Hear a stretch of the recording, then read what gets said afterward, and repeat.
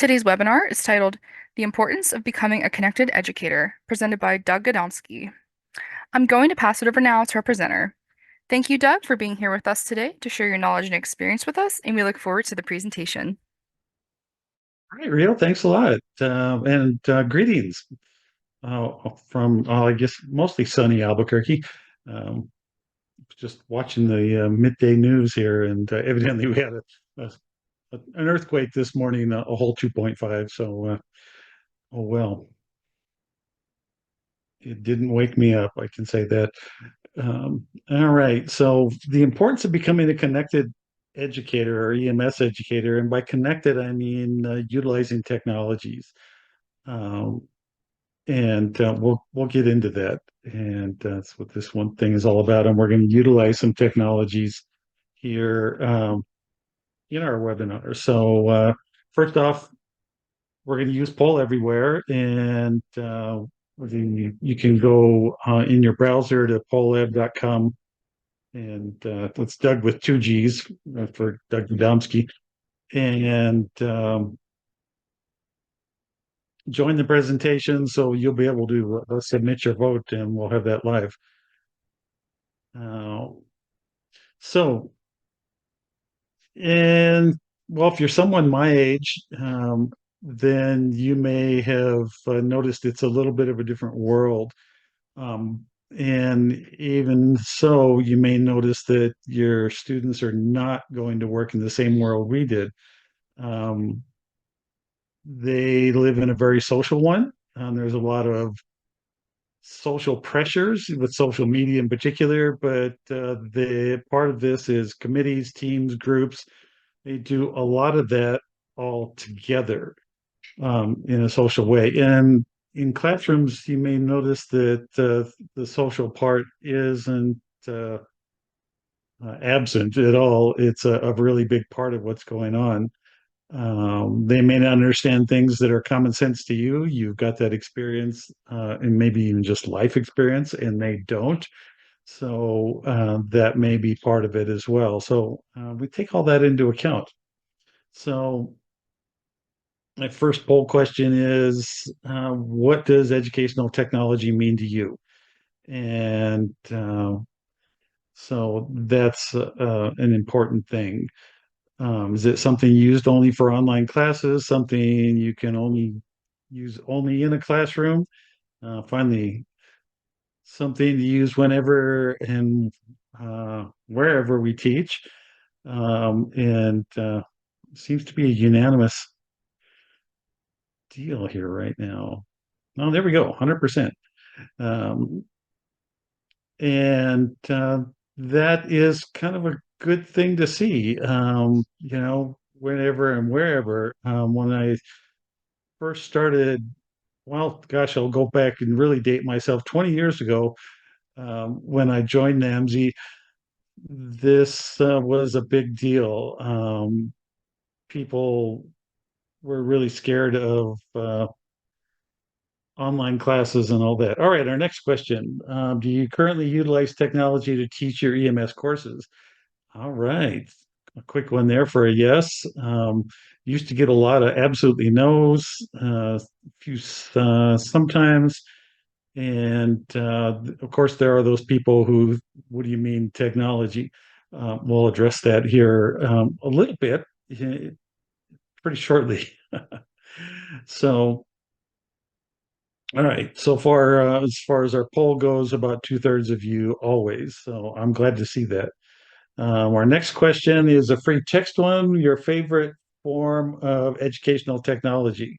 So type into the box that popped up in the poll there. Type quickly. One or two words is probably best. So all right. Well, very good polling. Canvas, which would be a learning management system. The computer, that it's interactive, that a lot of it's on the web. Oh, I'm liking what I'm seeing here. Oops. There we go. Uh, so, all right. Uh,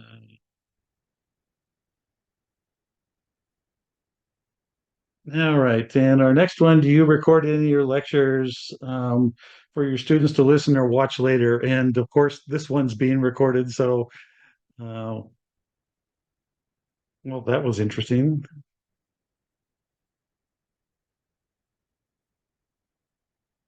There we go. Get back on the same slide. I'll have to watch where my fingertips go so I don't advance the slide here. Always, sometimes. So that's a lot better than the no, never. I think back to the same 20 plus years ago, as a program director, one of the biggest things in my phone answering was that people would ask, what portion of your class is available online? And that was a whole generation ago. All right, we're still getting a few. People like whiteboards.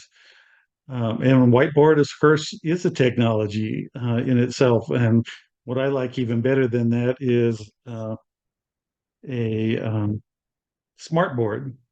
All right.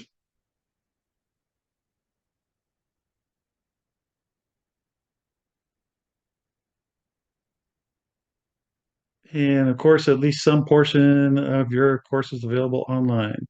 All right. Let's see. All right.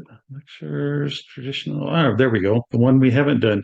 And my last poll here for the moment, how do you test your students? All right. When I first got into EMS, there was two means and two means only because, well, a lot of this stuff didn't exist, and that was traditional paper and pencil. You get graded by hand, and in some ways, that's still interesting. Oh, bubble sheets were could be machine graded, which was a big time saver. But I'm a big fan now of online testing, even in a face-to-face class. Well, that brings up one of my critiques of the classroom. We're going to require our students to bring along an electronic device of some kind. We need to equip our classrooms with power sources so that they don't have dying batteries. There's that. But all right, mixed bag of things here.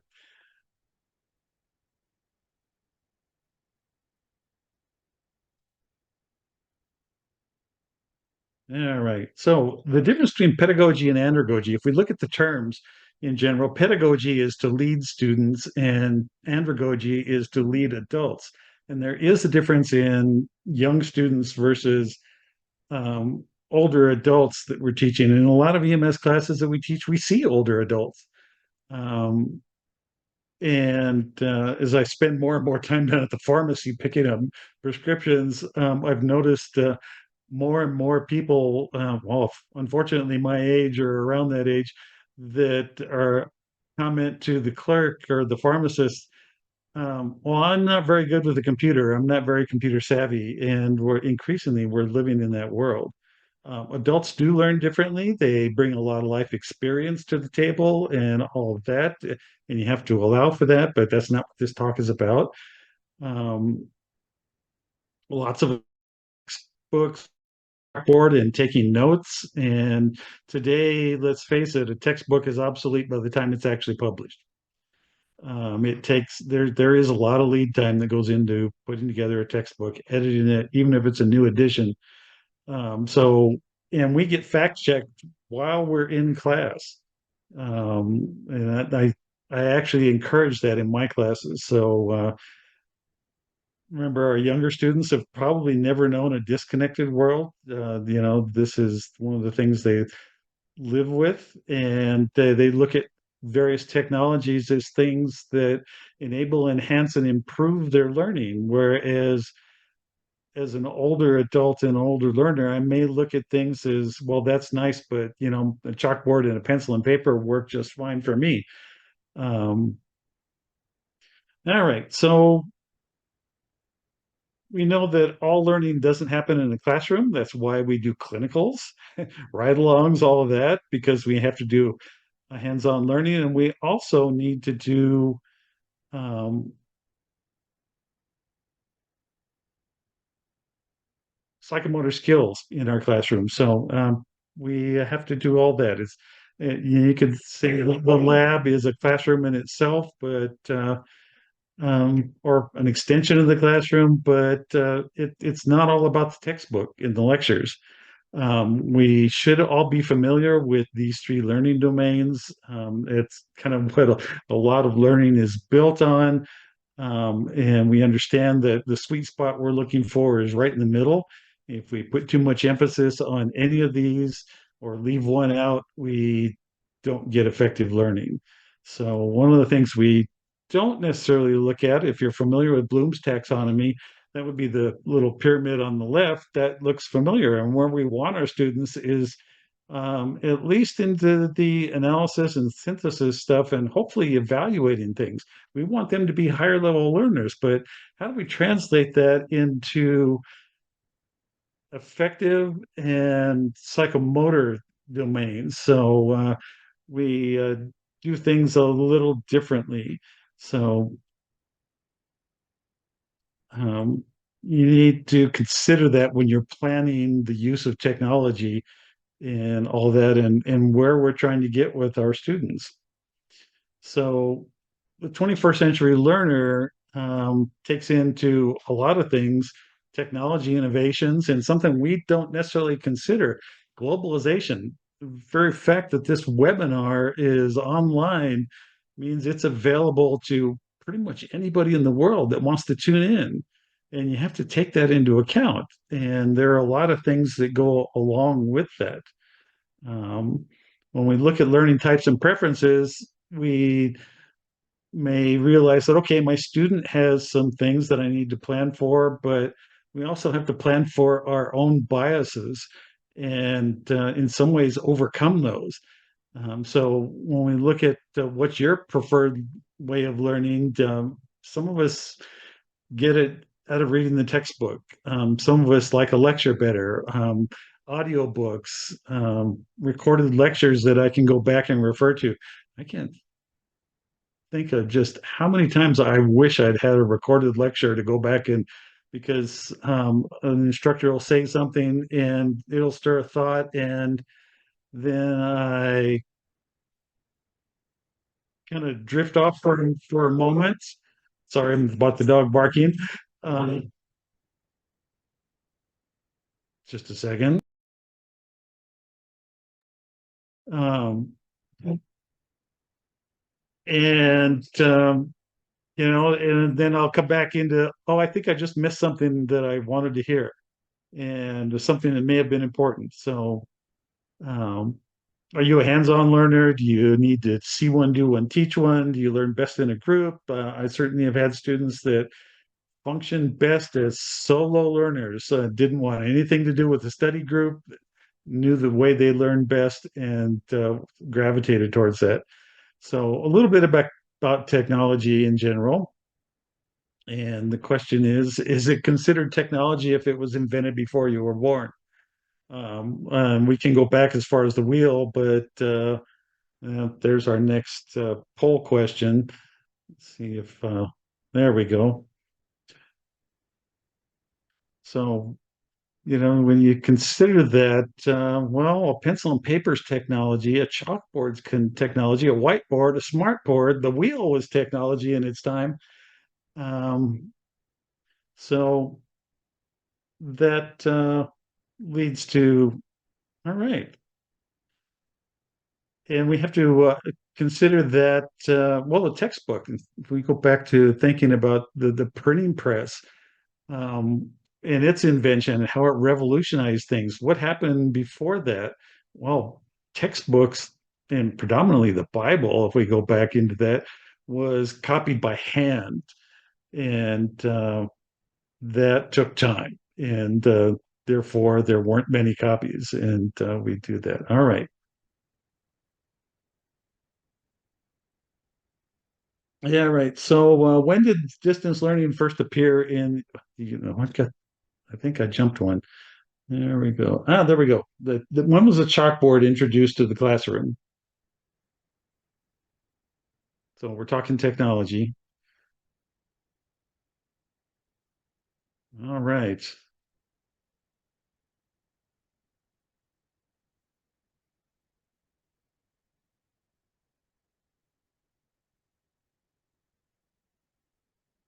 All right, we're 50-50 between 1492 and 1492, I think was when Columbus set sail. It was 1840. So for those of you who guessed B, that would be correct. And think about that. 160, 70 years of chalkboard. Interestingly, the chalkboard in its time was considered a disruptive technology. Um, and that was because teachers had to for the first time turn their back on their students, and we know what happens when you turn your back on your students, right? um, Chaos reigns. All right, so when did distance learning first appear in the United States? All right, 1950, 1876, so that would have been about our centennial celebration as a nation. 1992, that would have been along with the internet. So distance learning. Actually, the answer is A in 1728. And the first distance learning was a correspondence course that was literally sent out by horse, kind of Pony Express kind of deal. It was delivered by the mail mode of the day, which was horseback. Yeah, I think that was what, a good 50 years before we became a nation. And it was a correspondence course on shorthand, if I remember right. So, all right. The modern learner is overwhelmed by all the stuff that comes at them. And the kind of the funny infographic on this, 1% of a typical work week is all that employees have to focus on training and development. Anybody work in a place like that where you get virtually zero time for professional development? And yet the use of technologies and things like that and becoming connected really relies on that. You got to have some time because this takes some lead time and you need to master the technologies you're trying to utilize. Let's face it, with the new technology, we're all novices at first. So why utilize technology? It's not for everybody. And I'll be one of the first to tell you that's really the truth. It's not for everybody. Some people just don't deal with it much at all. But, and it's a big but, study after study shows that distance education done right, and if you've taught in a classroom, you know that classroom education needs to be done right too. If it's done wrong, we have just as poor an outcome. So study after study shows that done right, it's at least as effective as a face-to-face, typical traditional brick and mortar sort of instruction. And the implication in those studies is that online or distance education is more effective. Okay, so let's fast forward to a pandemic or look back 5 years at a pandemic. How many people were thrust into teaching online that were totally unprepared for it? I had zero experience, all of that, because we taught in a classroom and suddenly we were forced to deal with that. So what that led to was a lot of not done right and not terribly effective. And one of the things that's been in the news lately is the fact that how to, whether or not students that went online through that time frame suffered or not. And some indications, yes, some no, some we don't know. And we'll figure that out with some time. All right. So a few reasons to do and utilize technology. Enhanced learning. All right. If all those studies show that it's going to make things better, um, that may indeed enhance learning. It can save us travel. Witness our webinar. And of course, the cost involved with travel can save us cost-wise, lodging, meals, save us some time. If you're traveling a fair distance, then that makes a difference too. And of course, if you're having to leave work to go get your continuing ed or attend a class, then that may be lost productivity time, maybe lost job time, maybe it's a job requirement. Um, time away from your family, other commitments. Maybe you're a non-traditional student.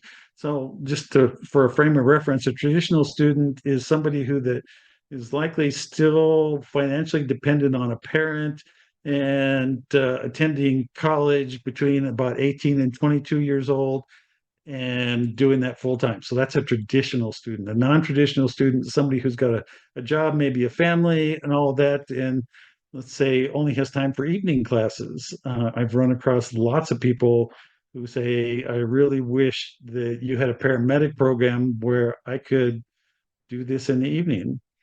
And for some people, technology and online learning is personal preference. There are a number of barriers involved when it comes to utilizing technology, and one is that you may be technophobic. Maybe you're afraid of what's going on. Maybe it's just unfamiliar. You're used to teaching with a chalkboard or a whiteboard, and the technology is unfamiliar. Maybe you don't have the skills, but the truth of the matter is, we all started off with essentially zero skills, and somewhere along the line, figured that out.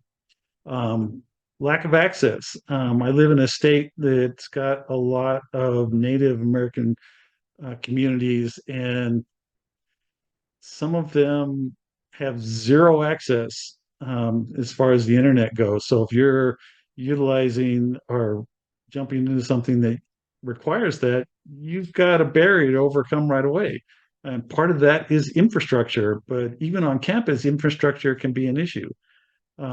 Cost can be an issue. Can you afford the access? Yes or no? During the pandemic, there were a whole lot of places that, or entities, government entities that made sure students had no cost internet access. Well, pandemic ends and they lost that access um, because, well, it costs. Maybe an age or generational thing, and some people view it as simply cognitive overload until they become, well, savvy, tech savvy. All right, so we have fair ideas what our needs are, but what are our students' needs? What are their motivations and goals?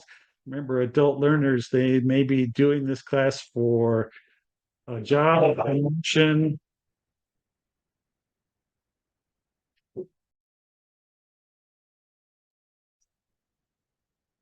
Yeah, right. A job, a promotion, their own cognitive needs, all of that. And it's good to know what their goals are. And it's also good to know what support they'll need. For some people, particularly the non-tech savvy ones, you may need to have a support mechanism. Now, whether that's your IT department or if you may be doing this entirely on your own to help build them up so that they can be active participants. Your students come from a lot of different backgrounds, and what do they have in the way of access, media, and support needs, and how tech savvy are they? What's their comfort zone? If you're asking them to do some online research and write a paper, do they have the tools to do that? What are their social needs? And that's a big one when it technology. Cultural norms. Since we're talking globalization, we have to realize that cultural things in a global setting are a big issue. And of course, what's their learning style? Are you accounting for those that just have audio needs? Do you have reading material? Do you have recorded lectures, animations, all of that stuff, videos for them to watch? And of course, what are the curriculum needs? And that's rearing its ugly head for the first time. Um, all right, we may already have our curriculum. Probably we already do have a curriculum, and that is one of the big considerations is, was it designed for a face-to-face or traditional classroom? And now I'm trying to apply technology to it. And this should never be done without some heavy consideration. E-learning is a different animal, and we may have the same curriculum needs. We need people to become competent entry-level providers and get past a licensing exam or a certification exam. And can that curriculum be adapted to e-learning? And a hint: the curriculum always comes first. We have to meet those benchmarks. So generally, a systematic approach works best, and there are a number of acronyms out there or systematic approaches to this. ADDIE is a very common one, and you look at where you analyze your learn all those needs that we just covered, and then design a curriculum, having your curriculum adapted to that. So that's the design part. We develop it all, we implement it, we evaluate it, and then this is a very cyclical pattern. We go back and repeat, rinse and repeat. So how do I do this? That it takes more work, and the use of technology indeed takes more work. If you're even setting up a Kahoot thing for your students to have access to, or you utilize in the classroom, you got to set that up ahead of time. It's not exactly done on the fly.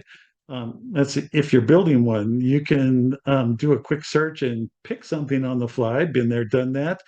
But that's something that somebody else has put the effort into. You have to plan in interactivity. If you've ever taken an online course, and any of our FEMA ICS courses are great exemplars of this, click through slides, take a quiz. And that's some learning happens, I'm sure of that, but mostly boredom happens. So you have to plan in the interactivity. There are plenty of pitfalls along the way. So we need to bring some people to the table, and we'll get to that in a moment. E-learning and technology use should be lively, interactive, social, engaging, and even enlightening. And you're maybe going, oh, is he really talking about online learning? Because that's not my experience. It can be, and that's the part thing. If we consider four interactions, and that is we have to interact with the student, and we have to be accessible to the student too, just like a face-to-face classroom. Students have to be interactive with each other, and I've got another lecture on that one. Students have to be interactive with the curriculum, and be able to access assignments, quizzes, turn in assignments, be able to message each other, all of that. You have to plan that in. And the fourth one that we sometimes don't consider is they have to interact with the media. And some of your analysis part has to include their needs as far as that goes. If I post, a 4K video that, high definition streaming and has a lot of things into it, and my students hardware isn't up to the task, I've got a problem. So we have to consider that. People you want to bring to the table, the subject matter expert, that may be you as the instructor, um, but you may not have much experience as in an educational or curriculum designer role. You may or may not have IT experience. Um, Graphics designers can be great. They're particularly great at telling you all about copyright laws. And you have to think, why would the registrar or registration be an issue? Well, somebody's got to know how to register for your class. Um, it can't be sign up on this list and I'll put you in manually. It's much better if students can do that on their own, and that takes some expertise. How are you going to test them? How are you going to do um, summative testing, and all of that? What sort of support? Is there a help desk? What about finance? How much is this going to cost? And a lot of places utilizing this technology may indeed cost more money. How are you going to market your class? And things like that. What are the rules and policies, and are they reasonable, and does everybody agree to them? And who is administering things? In other words, who makes the final decision? Should there be, say, a disciplinary issue? And that gets back to the rules and policies. So we have to look for resources in that regard and bring those people to the table and get things squared away. So there are places that help us out, and quick searches can do that. You need a trusted set of resources. So TED Talks is a great one, YouTube videos. So finding previous webinars from NAEMSE is a great thing. Wikipedia has its drawbacks. I've got a friend who annually on his birthday will post two things on Wikipedia. One is factual but outrageous, kind of goes against what's common perception, and the other is absolutely bogus. And inevitably, the factual one gets taken down. So that should give you a clue as to, but Wikipedia can be good if the site, the page you're looking at, the reference has references. So you can look up those references and see how accurate they are. Um, Learning management systems, curation tools, personal information systems, smart devices, social networks, uh, productivity tools, and office tools, communication and collaboration. This is a lot to take in, and it can be a challenge. So, free tools you can use, there are a few. Um, Things that produce lectures for us. And of course, yes, I certainly understand death by PowerPoint, and we like to, we can make that better. We can do way better. Um, you may have to help your students if you're doing student generated presentations. You may have to, particularly in an online environment, show them how to produce a narrated recording and maybe how to convert the format over to a movie format versus a PowerPoint or Keynote format.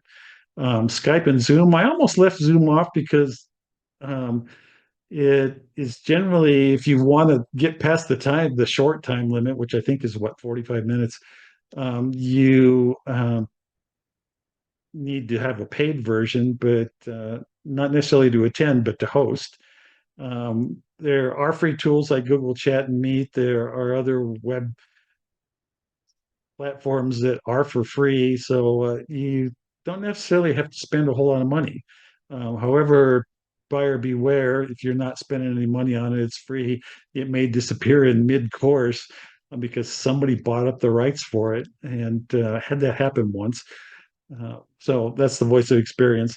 Quizzes and surveys are great. Poll Everywhere, SurveyMonkey, Google Docs. I really like for utilizing um, for end of session or end of course surveys.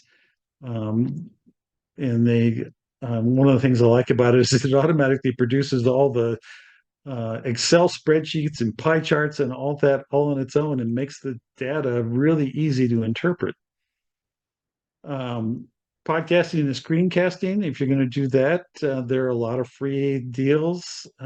Screen capture wise, ScreenPal and Screencastify are good tools, and there are free tools available for Windows and Mac users. Learning management system, you'll have to know up front whether you're using a paid or a free one. They all have very similar functions, but also have some idiosyncrasies all their own. Um, so some of that may be, how do I load a question set into the database so that I can administer an exam? And that may be a really frustrating and frankly time-consuming issue we deal with. All right, so tools for the classroom. We haven't spent a lot of time talking about that, but a number of these tools that we use online can be very helpful. There are a few rules for good design when it comes to presentations in, well, PowerPoint, Keynote, or any other free version of that. Interactive is better, so that is a good thing. So you may think, well, how do I take a bunch of static text and turn it into an interactive deal? Well, as we've seen here, Poll Everywhere can be do that, make it that much easier. Picture or video is worth the proverbial 1,000 words, and that's generally true. Less text is more. audience polling, not only poll everywhere, but if you've got a classroom, perhaps your institution uses iClickers.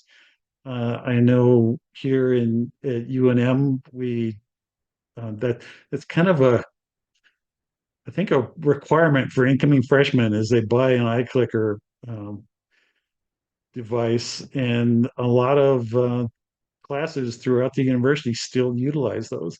Smart boards are great. I love smart boards because with one touch or one click, I can capture all the scribbling we've done on the whiteboard and start off with a fresh deal. And I can post that and save my students some note-taking time, which gets back to a cognitive overload kind of thing. Highlighting and taking notes while you're in class and listening to a lecture actually equals less learning.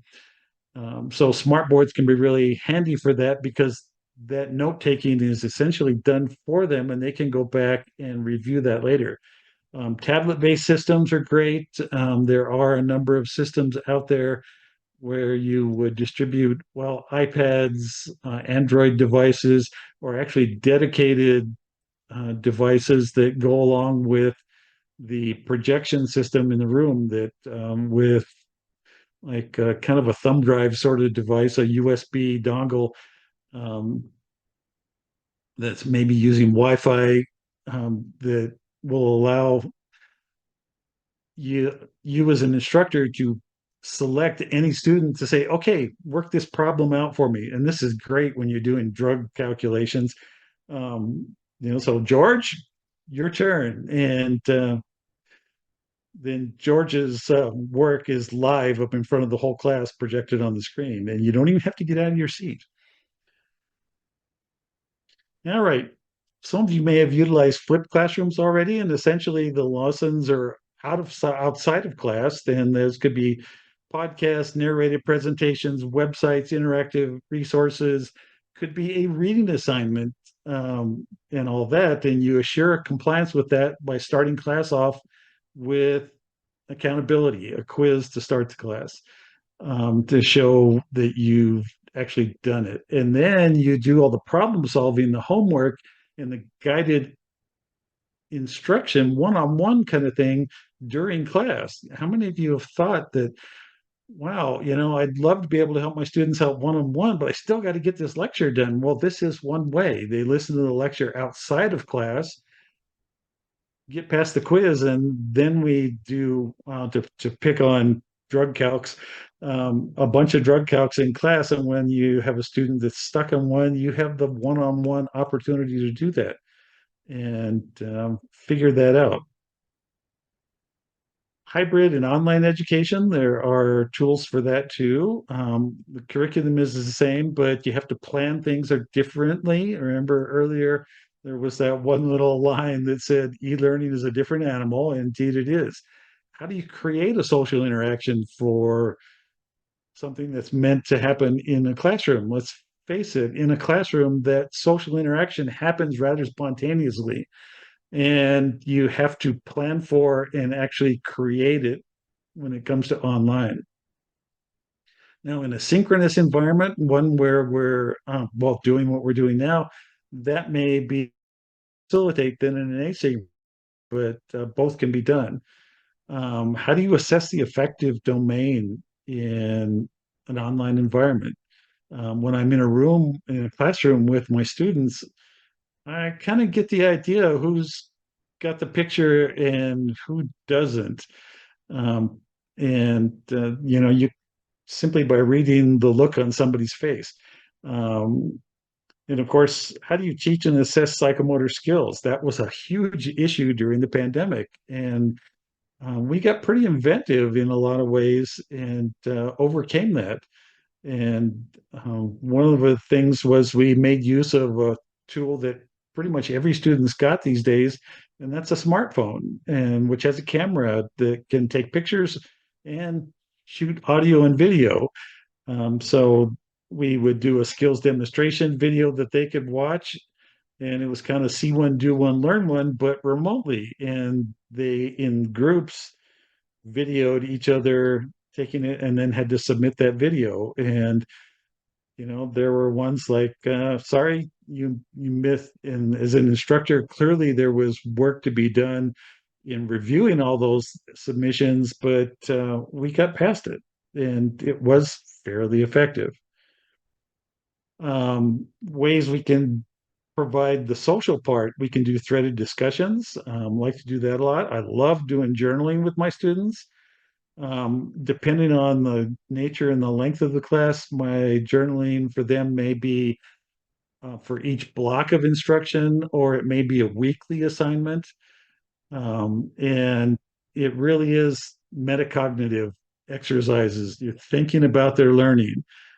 So it isn't what I did on summer vacation kind of posting. It is more of a, here's what I learned, and this is why it was important to my patient care. And on a couple of occasions, I actually picked up my students' psychological struggles with some real life problems they were having. So you can give them assignments, which can be audio, video. We can do web conferencing, much like our session right now, and just quickly synchronous versus asynchronous. Synchronous means everybody's online at the same time, not necessarily in the same place. It's similar to a traditional classroom, and it's a go-to for a lot of novice instructors as far as technology goes, because it is closest to being in a classroom as far as the way it functions. Asynchronous means 24/7, anytime, anywhere education, where you're separated by time and distance, and this is a much more non-traditional kind of thing. But the question here is, are you ready for your students to be able to access things, say, while they're riding the commuter train, and participate in class there, whether it's synchronous or asynchronous?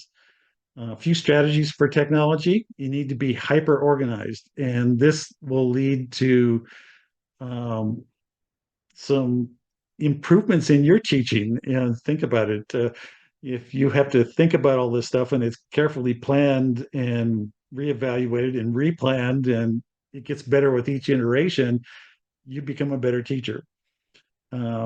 You have to communicate the ground rules. So you got to have a syllabus, what the prerequisites are. You have to have grading rubrics so they know how they're being evaluated, so they know how to meet that benchmark that you're grading them for. Prompt replies. So if they ask a question, you need to reply as quickly as you can. You have to set things like virtual office hours. You may have an open door policy in a face-to-face classroom, but you sort of have to create that open door in a virtual world. And of course, make it a social learning experience. Go back to the hyper organized and interactive part. And of course, one of the things I shamelessly stole from somebody else, who probably shamelessly stole it from another person, was we need to stop training and start educating. And this all begins with us. So the take home here: technology isn't for everybody. But anyone that teaches online is going to become a better instructor because of all the factors that you maybe took for granted in a face-to-face classroom that you now have to consider and plan for. I can't emphasize enough, very, very systematic.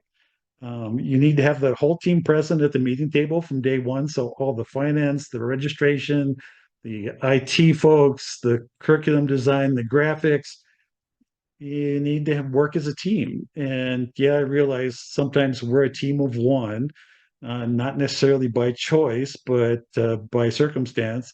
And it takes some effort. Um, so we open this up for a few questions, and I do have a summary slide coming up after this. So we'll leave that. Let me click on my chat here. All right.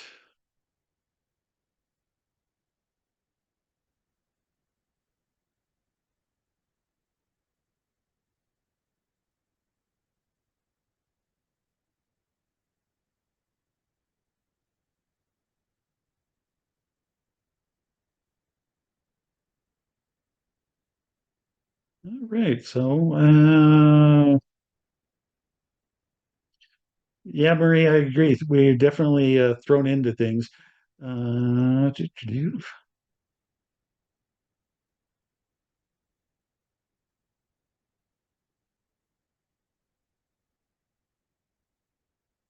All right. So, our summary, know your learners, whether they're young students. And in our program, we actually have a dual credit um, student, uh, dual credit deal with the local high school or the school system.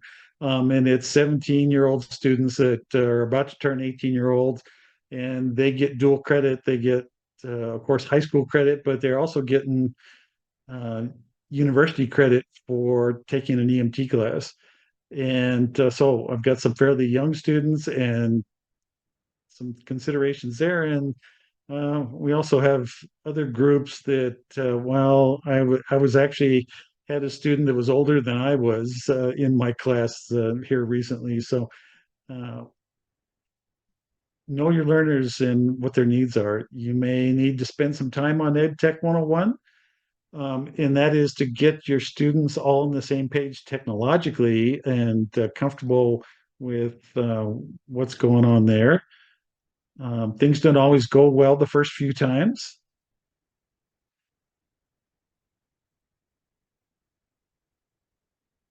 Well, thanks, Maria. I like to read the audience too. Um, and remember that tech and resources is constantly changing, so you need to work at staying current. What worked even a year ago may not be true today. I've had great references pop up online, and then I'll link to them in my presentation. And then you give literally had this happen once before the presentation. The link worked just fine. And then by the time I got to do the presentation, it had already been taken down. So you got to be ready for that. Um, don't use technology in the classroom or online or in a hybrid kind of setting just because it's cool and fun. It's got to have a purpose. It's got to, you think it's more of a learning tool than anything else. And so it's got to have a purpose. So to kind of wrap things up, of course, two true, right? Two plus two still equals four. But when your student questions your sources, because just because you're using outdated uh, references there makes it easy. My email up in the right upper corner. So feel free to drop me a line if you've got a question. And that's it. All right. Thank you so much, Doug, for being here with us today. And everybody, if you enjoyed today, Doug is presenting again for us next Thursday. So I will send the link for that webinar in the follow-up email as well. I did put the CE information in the chat, but I will also send that in the email. And a link to today's recording will be included as well. So with that, I hope everybody has a fantastic rest of their afternoon, and we hope to see you all next week. Thank you. Thanks, everybody. So long.